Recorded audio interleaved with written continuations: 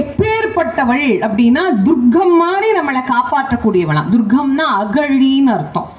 அகழி பார்த்துருக்குறீங்களா? ஒரு நம்ம இந்த வேலூர்ல கூட இருக்கு. வேலூர்ல பாத்தீங்கன்னா கோட்டைக்கு சுத்தி இருக்கும், அதுக்கு அகழின்னு பேர். கோட்டைக்கு காவல் அதுதான். அது மாதிரி நம்மளை சுத்தி இருக்கிற தீமைகளை எல்லாம் அகற்றி விட்டு நம்ம அப்படி ஒரு ஆயுதம் தாங்கிய ஒரு போர்ப்படை மாதிரி நம்மளை காப்பாற்றக்கூடியவளாம். அதனாலதான் அவளுக்கு பேர் என்னன்னா துர்கை அப்படின்னு பேர். அவளை பார்த்தாலே மனசுல இருக்கிற பயம் போயிடும், தைரியம் வந்துடும். அவள் தைரியத்தை தரக்கூடியவள் அம்பிகை. செல்வத்தையும் அவள் தான் தருகிறாள், ஞானத்தையும் அவள் தான் தருகிறாள், தைரியமும் அவளிடத்துல இருந்து தான் வரும். ஒவ்வொரு பிள்ளைக்கும் யார்கிட்ட இருந்து தைரியம் வரும்? அம்மா கிட்ட இருந்தா தைரியம் வரும். அம்மாவே பயந்தாங்குழியா இருந்தா, அம்மாவே கற்பம்பூச்சியை பார்த்தா பயப்படுறா, எங்க அம்மாவுக்கு பள்ளியை பார்த்தா பயம், எங்க அம்மாவுக்கு பூனையை பார்த்தா பயம்னா அப்ப புள்ள எப்படி இருக்கும்? புள்ள ஊன்னாலே பயப்படும். பயம் வந்து அம்மாக்கு இல்லைன்னா பிள்ளைக்கும் இருக்க. அப்ப அம்மா அவளுக்கு எவ்வளோ ஆற்றல் இருக்கு. அவளை பார்த்தோம்னாலே நமக்கு ஒரு ஆற்றல் வரும். அதனாலதான் அவர் சொன்னாரு, வாழ்க்கையில ஒரு நாளும் தளர்வரியா மனம் தரும். அடுத்தும் சொன்னார், தெய்வ வடிவம் தரும், தேஜஸ். சில பேரை பார்த்தா பார்த்துட்டே இருக்கலாம் போல தோணும். சில மூஞ்செல்லாம் பார்த்தோம்னு வச்சுக்கோங்களேன், இதையெல்லாம் ஏண்டா பார்த்தோம்னு தோணும். அந்த தேஜஸ் எங்கிருந்து வரும்? அம்பாளை பூஜை பண்ண பண்ண பண்ண அவளுடைய தேஜஸ் அப்படியே நமக்கு வருமா. சில பேர் அம்பாள் உபாசகர்னு இருப்பாங்க. அம்பாளுக்கு வந்து உபாசனை பெற்று ஸ்ரீ சக்கரம் பூஜை எல்லாம் பண்றது. இந்த மாதிரி அம்பாளை பூஜிக்கிறவங்களை பார்த்தாலே தெரியும், முகம் பள பள பள பளன்னு அவ்வளோ அழகா, அவ்வளோ தேஜஸா. அப்படி பார்த்த உடனே கையெடுத்து கும்பணும்னு தோணும். சில மூஞ்சிலாம் இருக்கும் இருக்கும் அவ்வளோதான், அது ஒன்றும் சொல்றதுக்கு இல்லை. அந்த அம்பாளை அந்த நாம சொல்ல சொல்ல அவள் என்ன பண்ணுவாளாம், அவளை மாதிரியே மாத்துவாளாம். அதுதான் அவள்கிட்ட இருக்கிற ஒரு அதிசயமே. அதனாலதான் சொன்னா தெய்வ வடிவம் தரும். மனித வடிவம் போய் தெய்வ வடிவம் தரும். நெஞ்சில் வஞ்சம் இல்லா இனம் தரும். சூதுவாதி இல்லாத நண்பர்கள். இனம்னா உற்றார், உறவு, நட்பு, சுற்றம். நம்ம சொந்தக்காரெல்லாம் நம்மளை சுத்தி அப்படியா நினைக்கிறோம், இவன் மட்டும் நல்லா இருக்கான்டா, இவன் மட்டும் எப்படா நல்லா இருக்கிறான் நம்ம கூட்டத்திலேயே. நல்லா இருந்தா அடுத்தவனுக்கு பிடிக்குதோ பிடிக்கலையோ, கூட இருக்கிறவனுக்கும் சொந்தக்காரனுக்குமே என்ன பண்றது இல்லை, பிடிக்கிறது இல்லை. அப்படிப்பட்டவங்களோட எப்படி வாழ முடியும்? சில பேர் என்கிட்ட கேட்பாங்க, அம்மா எங்க வீட்டுல ஏதாவது ஒரு விசேஷம்னு போயிட்டு வந்தாலே உடனே எங்க வீட்டுல யாராவது 2 பேர் படுத்துக்குவாங்கம்மா. இது எங்க வீட்டு விசேஷத்துக்கு தான் போறோம், அது என்னன்னே தெரியல. நல்ல புடவை கட்டினா அடுத்த நாள் காய்ச்சி வந்துடுது. ஏதாவது ஒரு புதுசா நகையை வாங்கி மாட்டிட்டு போனா அடுத்த நாளே அந்த நகை ஏதாவது பிஞ்சு போயிடுது, உடஞ்சு போயிடுது. இதெல்லாம் என்னன்னே எனக்கு தெரியலிங்கம்மா, ஏமா அப்படிலாம் நடக்குது? நான் சொன்னேன், அவ்வளோ நல்ல உறவினர்கள் இருக்கிறாங்க போல இருக்கு, என்ன பண்ற. சில பேர் பார்க்கும் போதே அந்த கண் இருக்குது பாருங்க, சாதாரணமாவே பார்க்க மாட்டேன். எங்க இருந்தா கசூர்த்தம், எங்க இருந்தா என்ன எல்லாம் மரத்திலேயா காய்க்குது. அவனும் பாவம் கஷ்டப்படுறான். என்ன ராத்திரி பகலா கஷ்டப்பட்டு ஏதோ கடவுள் அவனுக்கு இப்பதான் கண்ணை திறந்து ஏதோ ஒரு நல்ல வழி காட்டி ஏதோ அந்த புள்ள நல்லா இருக்குதுப்பா, முந்தி அந்த புள்ள எவ்வளவு கஷ்டப்பட்டுச்சு, எப்படி இருந்துச்சு, ஏதோ அந்த புருஷன் அந்த பிள்ளைய நல்லா வச்சிருக்கிறான்ப்பா அப்படிங்கிற நல்ல மனசோட பார்த்தா பரவாயில்ல. இப்படி பார்த்தா எப்படி இருக்கும்? அப்படிதான் இருக்கும். அப்ப நீங்க யோசிச்சு பாருங்க, நம்மை சுற்றி இருப்பவர்களை கூட அம்பாள் மாற்றி விடுவாளாம். நல்லவங்களை மட்டும்தான் பக்கத்துல வச்சு விட்டுவா, கெட்டவங்களை எல்லாம் என்ன பண்ணுவா, அவளே துரத்தி விட்டுருவா. அதனால சொன்னா நல்ல இனம் தரும். யாருக்கு தரும்? அதுதான் இங்க கேள்வி. அன்பர் என்பவர்க்கே கணம் தரும். யார் அவளுக்கு அன்பராய் இருக்கிறார்களோ அவர்களுக்கு தனம் தரும். அன்பராயிருப்பவர்களுக்கு கல்வி தரும். அன்பராயிருப்பவருக்கு ஒரு நாளும் தளர்வரியா மனம் தரும். அது என்னங்க அன்பர்? இப்பெல்லாம் நிறைய பேருக்கு என்ன தெரியுமா ஒரு நினைப்பு, தினம் கோயிலுக்கு போனா தான் பெரிய பக்தன், தானே பெரிய பக்தன். அன்னைக்கு ஒருத்தர் சொல்றாரு, பிரதோஷம்னா சிவன் எம்முஞ்சியில தான் முழிக்கணும். நான் நினைச்சேன் சிவன் ரொம்ப பாவம், காலையில வர வரைக்கும் கண்ணை மூடிக்கிட்டே உட்காந்துருக்கணுமே, அவர் கண்ணை முன்ன என்ன ஆகும் நீங்க யோசிச்சு பாருங்க. ஆனா அவர் சொல்ற சிவன் பிரதோஷம் ஆனா எம்முஞ்சில தான், ஏன்னா அவரு பிரதோஷம் கோயிலுக்கு போவாராமா. அது அப்படி எனக்கு பதிவு பண்றாரு. ஒரு அம்மா சொன்னா, கார்த்திகைக்கு நான் கொண்டு போனாதான் கோயிலுக்கே பால். இப்ப பால் இல்லைன்னா சுவாமிக்கு அன்னைக்கு கிருத்திகை போகாது. அவர் உட்கார்ந்துருப்பாரு கிருத்திகையை நிறுத்தி வச்சுட்டு, இந்த அம்மா பால் எடுத்துன்னு வரட்டும், அப்புறமா நம்ம கிருத்திகையை நகர்த்துவோம் அப்படின்னு. பக்தி என்பது இறைவனிடத்தில் அன்பை வளர்க்க வேண்டுமே தவிர ஆணவத்தை வளர்க்க கூடாது. ஆனா இன்னைக்கு பக்தி என்னவா ஆயிடுச்சு, நாளாக நாளாக நாளாக தானே பெரிய பக்தன் அப்படிங்கிற ஒரு எண்ணத்தை ஏற்படுத்திடுது. நம்மெல்லாம் இந்த மண்ணில் ஒரு சிறு துளி கூட கிடையாது. வள்ளல் பெருமானார் எவ்வளோ பெரிய அருளாளர். முருகப்பெருமானை நேருக்கு நேரா தரிசனம் செய்தவர் வள்ளல் பெருமானார். வடலூரிலே இன்றைக்கு நம்ம ஜோதியாக தரிசனம் செய்யக்கூடிய அந்த வள்ளல் பெருமானார், அவருடைய வாழ்க்கையில நடந்த ஒரு அழகான சம்பவம் சொல்றேன். அவர் இளமையில சித்துவளாக திருமாளிகைன்னு இன்னைக்கும் இருக்கு, நீங்க போனீங்கன்னா பார்க்கலாம்.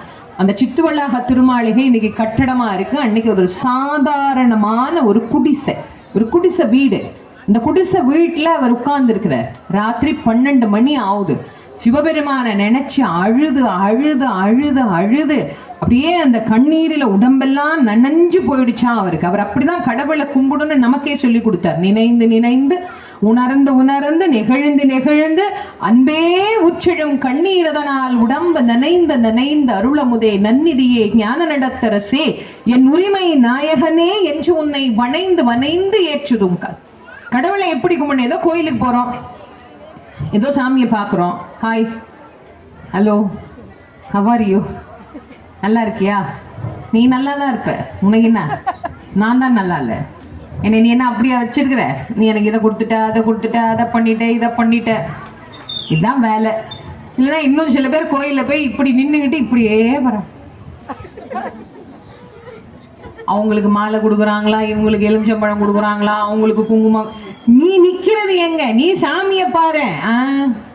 இந்த கோயிலுக்குள்ள போனா வாய் என்னதான் பேசுமோ எனக்கு, வெளியில வந்தா வாய் கம்முனு ஜிப்பு போட்டு மூடிக்குது.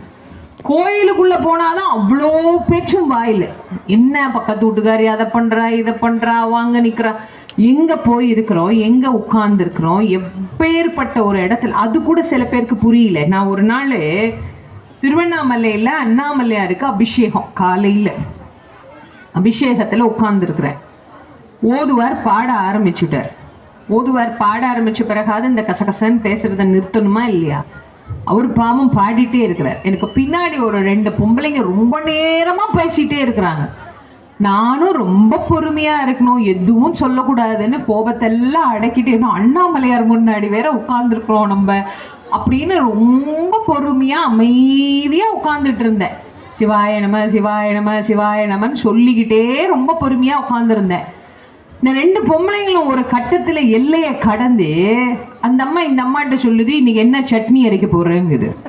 அது சொல்லுது, ஐயர் தேங்காய் கொடுத்துருவாருல்ல, அதனால தேங்காய் சட்னி அரைக்கலான்னு வேலைக்காரிட்ட சொல்லிட்டு வந்துருக்குறேன்னு. எனக்கு அதுக்கு மேல நல்ல பொறுமையா இருக்கும்ல. நான் திரும்பி இப்பதான் பார்த்தேன், ஏம்மா எங்க உட்காந்து என்னம்மா பேசிட்டு இருக்கிறீங்க, ஓதுவார் மூர்த்தி பாடுறாருமா, கொஞ்ச நேரம் வாயை மூடி கம்முன்னு பேசாம சாமியை பாருங்கம்மா. எத்தனை பேருக்கு அவரை பார்க்கறதுக்கு வாய்ப்பு இல்லாம 10 மணி நேரம் 12 மணி நேரம்னு தவம் கிடக்கிறான், மயங்கி உழறான். நீங்க இங்க வந்து இப்படி உட்கார்ந்தா அபிஷேக நேரத்துல தேங்காய் சட்னி அரைக்கிறதா மாங்காய் சட்னி அரைக்கிறதான்னு பேசிட்டு இருக்கிறீங்க, கம்மன் இருங்கம்மா. நல்ல இந்த மாதிரி கேர்கரிசி அம்மா முன்னாடி உட்கார்ந்து இருக்காங்கன்னு தெரியல நம்மளுக்கு. இப்ப நான் உட்கார்ந்துருந்தா பேசாம இருந்திருப்பாங்க போல இருக்கு. நம்ம என்ன முதுகுல எழுதி ஒட்டிக்கிட்டா உட்கார முடியும்? யார் இருந்தா என்ன, உமக்கு யாரா வேணா இருந்துட்டு போறாங்க, அங்க என்ன பேச்சு வேண்டி கிடக்கு?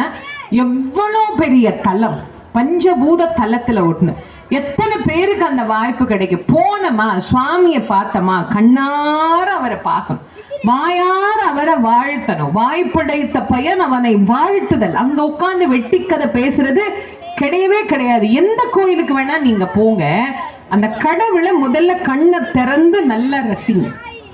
வள்ளல் பெருமான் சொல்றாரு, கோயிலுக்கு போகும்போது என்ன பண்ணணுமா, நம்முடைய சிறுமை எல்லாம் நினைக்கணுமா. அப்பதான் ஆண்டவன் பெரியவன் நமக்கு தோணும். எடுத்தோடனே நானே பெரிய ஆளுன்னு நினைச்சா அப்புறம் கடவுள் பெரியவர்னு தோண. அவர் சொல்ற, நினைந்து நினைந்து உணர்ந்து உணர்ந்து. அந்த கோயிலுக்குள்ள போன உடனே ஒரு உணர்வு வரும் பாருங்க, உடலால் உணர்தல், உள்ளத்தால் உணர்தல். 2 உணர்தல் இருக்காங்க. உணர்ந்து உணர்ந்து அப்படியே அந்த உணர்ச்சியினால என்ன ஆகுமா, நெகிழ்ந்து நெகிழ்ந்து அன்பே உச்சிழும் கண்ணீரதனால் உடம்பு நனைந்து நனைந்து. அந்த கடவுளை பார்த்த உடனே அப்படியே கண்ணுல இருந்து தாரதாரையா கண்ணீர் வரும் பாருங்க. அதுக்கு என்ன காரணம் தெரிய? நிறைய பேர் கேட்பாங்க, கடவுளையெல்லாம் பார்த்தா கண்ணீர் வருமாமா? எல்லா கடவுளையும் பார்த்தா வர்றது இல்லையே, வராது. என் ஆன்மாவிற்கு எது கடவுள் என்று பதிவு செய்யப்பட்டதோ அந்த கடவுளை பார்க்கும் போது தானா கண்ணுல இருந்து கண்ணீர் வரும்.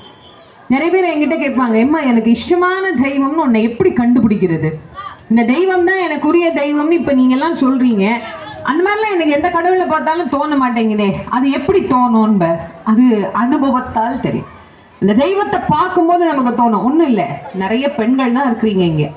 நான் உங்களுக்கு தெரிஞ்ச ஒரு உதாரணமே சொல்லட்டா? நீங்க பொம்பளை பிள்ளை பெற்றிருந்தாலும் சொல்ல முடியும், புரிஞ்சுக்குவீங்க. ஆம்பளை பிள்ளை பெற்றா சத்தியமா தெரியாது. ஆம்பளைங்களுக்கு அவ்வளவு தெரியுமான்னு தெரியல, ஆனா புரிஞ்சுக்குவாங்க கண்டிப்பா. ஒரு பொம்பளை பிள்ளை பெற்றிருந்தீங்கன்னா தெரியும். ஒரு பொம்பளை பிள்ளையை பெற்று அதை கஷ்டப்பட்டு வளர்த்து ஒரு 25 வயசுல நாமே ஒரு நல்ல மாப்பிள்ளையா பார்த்து, கோடி போட்டு கேட்கும், நாமே ஒரு நல்ல மாப்பிள்ளையா பார்த்து அந்த பொண்ணுக்கு கல்யாணம் பண்ணி வைக்கும் போது இந்த ஐயர் தாரவாத்து கொடுப்பார். இந்த ஐயர் தாரவாத்து கொடுக்குற வரைக்கும் ஒன்றும் தெரியாது. இந்த மாப்பிள்ளை கையை வச்சு, அதுக்கு மேல பொண்ணோட கையை வச்சு, பெண்ணை பெற்ற அப்பா அம்மா வாங்கோ அப்படின்பார். போய் 2 பேரும் இப்படி கையை வச்சு நின்ன உடனே அவர் சொல்லுவார், இன்னையிலிருந்து இந்த பொண்ணு ஏன் பொண்ணு இல்லை சொன்னோடனே அந்த மூஞ்சி அப்படி நிமிர்ந்து அந்த அப்பா பார்ப்பார். அப்ப நாளையிலிருந்து இந்த பொண்ணு நம்ம வீட்டுல இருக்காதோ, ஏப்பா காஃபி குடிச்சியா அப்படின்னு நம்மள இந்த பொண்ணு நாளை கேட்காது இல்ல. இந்த மாதிரி கலர் சட்டையெல்லாம் போடாதப்பா, உனக்கு நல்லா இல்லை, நீ வெள்ளை சட்டை போடுப்பா, அதான்ப்பா உனக்கு நல்லா இருக்கும் அப்படின்னு நம்மள அதட்டு பேசுற பொண்ணு நாளையில இருந்து நம்ம கூட இருக்காது இல்ல. இனிமே நம்ம பொண்ணை பார்க்கணும்னா முன்ன பின்ன தெரியாத ஒருத்தன் வீட்டுல போய் நின்னுகிட்டு கையை கட்டி, ஏங்க மாப்பிள்ள எங்க ஊர்ல திருவிழா மாப்பிள்ள, ஒரு 10 நாளைக்கு என் பொண்ணை அனுப்பிச்சு வைங்க மாப்பிள்ள அப்படின்னு இப்படி கையேந்திர நிலைமைக்கு நான் வந்துட்டேனேன்னு அந்த தகப்பனும் தாயும் நினைக்கும் போது தண்ணீர்ல தாரவாத்து கொடுப்பாங்களா, கண்ணீர்ல தாரவாத்து கொடுப்பாங்களா? அப்படிதான் கொடுத்தாங்க. அன்னைக்கு நடந்ததை நினைக்கும் போது இன்னைக்கும் கஷ்டமா இருக்குல்ல, யோசிச்சு பாருங்க. அவங்களே சந்தோஷமா தான் அந்த வாழ்க்கை அமையணும்னு கொடுக்குறாங்க. ஆனாலும் யோசிக்கும் போது நமக்கு இன்னைக்கும் அது எப்படி இருக்கு, வேதனையா இருக்கு. ஏன் அடுத்த பிள்ளைங்களை தாரவாத்து கொடுக்கும்போது நமக்கு தோணுதா, அது ஏன் புள்ள, அது ஏன் குழந்தை, என்னுடையது. அது மாதிரி என் ஆன்மாவுக்கு ஒரு கடவுள் உண்டு.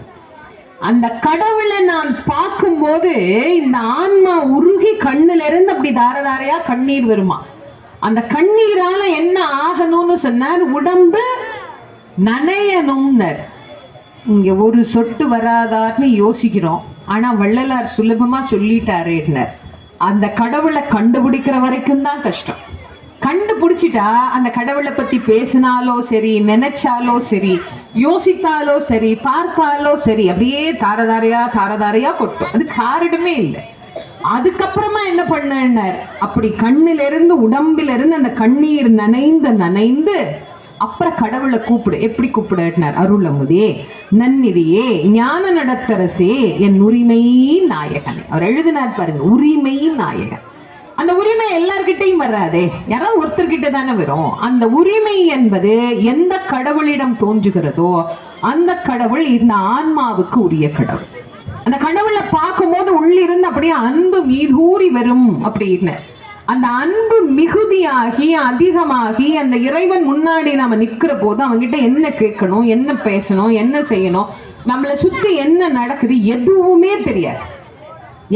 தெரியாது. அப்படி வழிபடுவதுதான் நிஜமான பக்தி. எல்லாத்தையும் மறந்து எல்லாத்தையும் தாண்டி வழிபடுவதுதான் நிஜமான பக்தி. அதை விட்டுட்டு அங்க போய் நின்றுட்டு அதை பேசுறேன், இதை பேசுறேன், அதை பண்றேன், அப்போ அங்க கடவுளோடும் நம்மோடும் இணைப்பு இல்லை அப்படின்னு அர்த்தம். ஏதோ ஒரு கடமைக்கு கோயிலுக்கு போறோம், நிக்கிறோம், சாமியை பார்க்கிறோம், நானும் கோயிலுக்கு போனேன், நானும் எல்லாம் போனேன், நானும் எல்லாம் செஞ்சேன் அப்படின்னு சொல்ற நிலைமை அது இல்லை. அந்த தெய்வத்தினுடைய தன்மையை முழுமையாக பெறுவதற்கு வழி செய்பவர் யார்? அன்பர். அதுதான் உண்மையான அன்பர். இந்த நான் கோயிலுக்கு போனேங்கிறதெல்லாம் அன்பர் இல்லை. அவர் சொல்றார், அன்பராய் இருந்து யார் ஒருத்தர் நிரந்தரமா இந்த தெய்வம் என்ன காப்பாத்துன்னு அன்பா அரவணைத்து தொண்டு செய்கின்றார்களோ அந்த அன்பருக்கு அவள் தனம் தருவாள். கல்வி தருவாள், ஒரு நாளும் தளர்வரியா மனம் தருவாள், தெய்வ வடிவம் தருவாள், நெஞ்சில் வஞ்சமில்லா இனம் தருவாள், நல்லன எல்லாம் தருவாள், அன்பர் என்பவர்க்கே கணமும் தருவாள். யார் தருவாள்? பூங்குழலாள் அபிராமி கடைக்கண்களே. அபிராமின்னு அவருக்கு பிடிச்ச அபிராமியை அவர் எழுதினார். நமக்கு மீனாட்சியை பிடிக்குதா? மீனாட்சி கடைக்கண்களே. காமாட்சியை பிடிக்குதா? காமாட்சி கடைக்கண்களே. அவனுக்குன்னு ஒரு 2 ஸ்லோகம், 2 பதிகம், என்ன வருதோ படிச்சு வச்சுக்கோ. அபிராமி அந்தாதியில 100 பாட்டு கொடுத்துருக்கிறார். நான் 100 பாட்டுக்குமே என்னோட யூடியூப்ல விளக்கம் சொல்லியிருக்கேன். நிறைய பேர் பார்த்திருப்பீங்கன்னு நினைக்கிறேன். அந்த 100 பாடல்களுமே 100 விதமான பலன்களை நமக்கு தரக்கூடிய, அதுல ஏதோ ஒரு பாட்டு, ஏதோ ஒரு 2 பாட்டு, அவள்கிட்ட நம்ம என்ன கேட்கணும்னு நினைக்கிறோமோ அது அத்தனையும் நமக்கு பெற்று தரக்கூடிய அற்புதமான அந்த 2 பாடலை ஒவ்வொரு நாளும் நாம வழிபாடு பண்ற போது, விளக்கேத்துற போது, அந்த சுவாமியை வழிபாடு பண்ற போது அதை நினைச்சு படிச்சோம் அப்படின்னா அதுவே அவள் மீது இருக்கிற அன்பை நமக்கு அதீதமாக்க செய்யும். ஒவ்வொரு இடங்களிலேயும் ஒவ்வொரு வகையான திருநாமங்களோடு நாம வழிபாடு செய்கின்றோம். இந்த இடத்துல அம்பாளுக்கு முருகாலம்மன் அப்படிங்கிற ஒரு அற்புதமான திருநாமத்தோடு கிட்டத்தட்ட ஒரு 5-6 தலைமுறையாக இந்த அம்பாளை வழிபாடு செய்து இந்த அம்பாளுக்கு சீரோடும் சிறப்போடும் திருக்குட நன்னீராட்டு பெருவிழா 5ஆம் தேதி வியாழக்கிழமை இங்கே நடைபெற இருக்கிறது. பொதுவாக நாம் ஆலயத்திற்கு சென்று வழிபடுவது என்பதே எவ்வளவு உயர்வானது அப்படின்னு தெரியும். அதுல இந்த குடமுழுக்கு காலத்துல கும்பாபிஷேகம்னா அதுக்குன்னு ஒரு தனிப்பெரும் சிறப்பு உண்டு. இந்த குடமுழுக்கு அப்படிங்கிறது நமக்கு அடிக்கடி கிடைக்கிற ஒரு பாக்கியம் அல்ல. 12 ஆண்டுகளுக்கு ஒரு முறை தான் கோயில்ல கும்பாபிஷேகமே பண்ணுவாங்க. அதுக்கும் சில கோவில்கள்ல வசதி இல்லை, இல்லை செய்யறதுக்கான வாய்ப்பு தட்டி போகுதுன்னா 24 ஆண்டுகளுக்கு ஒரு முறை தான் கும்பாபிஷேகம் கண்டிப்பா ஒரு கோயிலுக்கு பண்ணணும். அப்போ 12 வருஷத்துக்கு ஒரு தடவை ஜாக்பாட் அடிச்ச மாதிரி நமக்கு ஒண்ணு கிடைக்குதுன்னா அந்த கும்பாபிஷேகம்ங்கிறது எவ்வளவு பெரிய விஷயம் யோசிச்சு பாருங்க.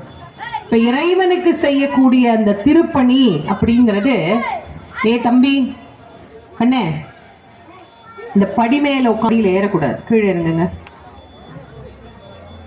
கீழே உட்காருங்க கம்முன்னு. கும்பாபிஷேகம் என்பது ஒரு 12 ஆண்டுக்கு ஒரு முறை நாம் காணக்கூடிய ஒரு பெரும் செயல். ஒரு குடமுழுக்குக்கு செய்யக்கூடிய பணிக்கு திருப்பணி, பணி இல்லை திருப்பணி. கலெக்டரா வேலை பார்த்தாலே பணி தான், அது உத்தியோகம். ஆனா இது அப்படி இல்லை, இதுக்கு பேர் திருப்பணின்னு வச்சாங்க. ஏன் வச்சாங்க அப்படின்னா, நாம வீடு கட்டலாம், பெருசு பெருசா என்ன வேணாலும் செஞ்சு வச்சுட்டு போகலாம். ஆனா அது காலந்தோறுக்கும் நிலைத்து இருக்குமா அப்படின்னா கிடையாது. இந்த கோயிலுக்கு ஒரு மணி வாங்கி கட்டணும்னு வச்சுக்கோங்களேன், அடுத்த 100 வருஷம் ஆனாலும் அந்த மணி என்ன பண்ணோம், அங்கேயே இருக்கும். மணி வாங்கி கட்டினாதான் நல்லது. இப்படிதான் நான் ஒரு ஊர்ல பேசும்போது சும்மா உதாரணத்துக்கு அப்படி சொன்னேன். கும்பாபிஷேகம் முடிஞ்சு மண்டலாபிஷேகத்துக்கும் என்னை கூப்பிட்டுருந்தாங்க. அப்போ அந்த கோயில் தலைவர் வந்து என்கிட்ட சொன்னாரு, அம்மா கோயிலுக்கு வேணுங்கிற மாதிரி டியூப் லைட்டு, ஃபேனு இதெல்லாம் வாங்கி கொடுக்க சொல்லுங்கம்மான்னார். ஏங்கன்னார். இல்லை நீங்கள் போன தரம் மணி கட்டினா நல்லதுன்னு சொன்னீங்களா, அதனால கிட்டத்தட்ட ஒரு 50-60 மணி வாங்கி கட்டிட்டாங்க. இப்போ மாரியம்மன் கோயிலா மணி கோயிலான்னே தெரியல, அதனால நீங்கள் வேணுங்கிறத வாங்கி கொடுங்கன்னு சொல்லுங்கன்னார். நான் தான் சொல்கிறேன், கோயிலுக்கு என்ன வேணுமோ என்ன தேவையோ அதை நம்ம வாங்கி கொடுத்தா எல்லார்கிட்ட இருந்தும் கடவுள் அதை வாங்கிக்குவாரான்னா இல்லை. அதுதான் நான் உங்களுக்கு சொல்ல வரேன், அதை புரிஞ்சுக்கணும். இப்போ நம்ம ரோட்ல நடந்து போறோம், திடீர்னு ஒருத்தர் 1000 ரூபாய் தூக்கி நம்ம கையில கொடுத்தா வாங்கிடுவோமா? நீ யாரியா எனக்கு காசு கொடுக்க? நான் உங்ககிட்ட கேட்டேனா? இல்லை என்கிட்ட 1000 ரூபாய் இல்லையா? எனக்கு நீ ஏன் காசு கொடுத்த? இத்தனை பேர் இருக்கும்போது எல்லாத்தையும் விட்டுட்டு என்ன மட்டும் வந்து பார்த்து ஏன் காசு கொடுத்த கேட்போமா இல்லையா? கடவுளுக்கு போய் நான் ஒன்று செய்கிறேன் அப்படின்னு நீங்கள் செஞ்சிட முடியாது. நம்ம கிட்ட இருந்து வாங்கணும்னு கடவுள் எதை தீர்மானம் செய்திருக்கிறாரோ அதைத்தான் கடவுள் நம்ம கிட்ட இருந்து வாங்குவார். அவர் இதைத்தான் இவங்க கிட்டதான் நான் வாங்குவேன் முடிவு பண்ணா அவங்களால் மட்டுமே செய்யப்படக்கூடியது. அதனால்தான் இதற்கு திருப்பணின்னு பேர். நாம செய்யறதல்ல, இறைவன் தேர்ந்தெடுத்து செய்ய வைப்பது. அதனால திருப்பணி என்பது அவ்வளவு சாதாரணமான விஷயம் அல்ல. 12 ஆண்டுகள் ஆலயத்திற்கு தொடர்ந்து வந்து இறைவனை மன மொழி மெய்யால் வழிபட்டால் என்ன பலன் வருமோ அத்தனையும் இந்த கும்பாபிஷேகம் பார்த்த அடுத்த வினாடியே வந்து சேரும். 12 வருஷம் தினம் கோயிலுக்கு வர முடியுமா? ஒரு வாரம் கோயிலுக்கு போய் விளக்கு போடுங்கன்னாலே 3ஆம் நாள் அந்த அம்மா கேட்கும், ஏங்க நான் 3 நாள் போயிட்டேன், இன்னைக்கு எங்கள் வீட்டுக்கு விருந்தாடி வந்துட்டாங்க, இன்னைக்கு போக முடியாது, இன்னைக்கு விட்டுட்டு நாளைக்கு போனால் அது 4ஆம் நாள் கணக்கா இல்லை திரும்ப 1, 2லேருந்து கவுண்ட் பண்ணணுமான்னு. ஒரு 7 நாள் தொடர்ந்து கோயிலுக்கு போனாலே நடக்க மாட்டேங்குது. இதில் எங்கேருந்து 12 வருஷம் அதுலேயும் கோயிலுக்கு போய் மனம் கோயில்லையா இருக்கு? வாசலில் போட்ட செருப்பு வெளில போகிற வரைக்கும் காணா போகாது பத்திரமா இருக்கணும். வீட்டில் சாவி வச்சுட்டு வந்துட்டோமே, அவர் எடுத்தாரா எடுக்கலையோ தெரியலையே. இதெல்லாம் எங்கே உள்ள மனசும் இல்லை, மொழியும் இல்லை, வாய் தான் கண்டதையும் பேசுதே. அப்புறம் என்ன இருக்கு? மனம் மொழி மெய் 3 அங்கே இல்லை. அப்புறம் எப்படி வழிபாடு? ஆனால் மனமொழி மெய்யாலே 12 ஆண்டு தொடர்ந்து வழிபட்டால் என்ன பலன் வருமோ அத்தனையும் கும்பாபிஷேகத்தை பார்த்து அடுத்த வினாடியே வருமா. அதுதான் ஜாக்பாட். அதனால நான் உங்களுக்கு சொன்னேன், வாழ்க்கையில கிடைத்தற்கரிய செயல், கிடைத்தற்கரிய தரிசனம் திருக்குட நன்னீராட்டு பெருவிழா. அது நம்ம எல்லாருக்கும் வாழ்க்கையில மிக ஒரு உத்தமமான புண்ணியமான நலன்களை பெற்றுத்தரக்கூடியது. நம்மளால என்ன முடியுதோ அதை நம்ம சுவாமிக்கு பண்ணி, ஒரு அன்னதானம் பண்றாங்களா, ஒரு பாக்கெட் உப்பு வாங்கி கொடுக்கலாம். இல்லை வீட்டில் வாழை மரம் இருக்குங்க, ஒரு 2 கட்டு வாழை இலை கொண்டு வந்து கொடுக்கலாம். இல்லை நாங்கள் ஏதோ தோட்டம் வச்சுருக்கோம், தேங்காய் இருக்குது, வாழைக்காய் இருக்குது, மாங்காய் இருக்குது, முருங்காய் இருக்குது, ஏதோ ஒன்று கொண்டு வந்து கொடுக்கலாம்.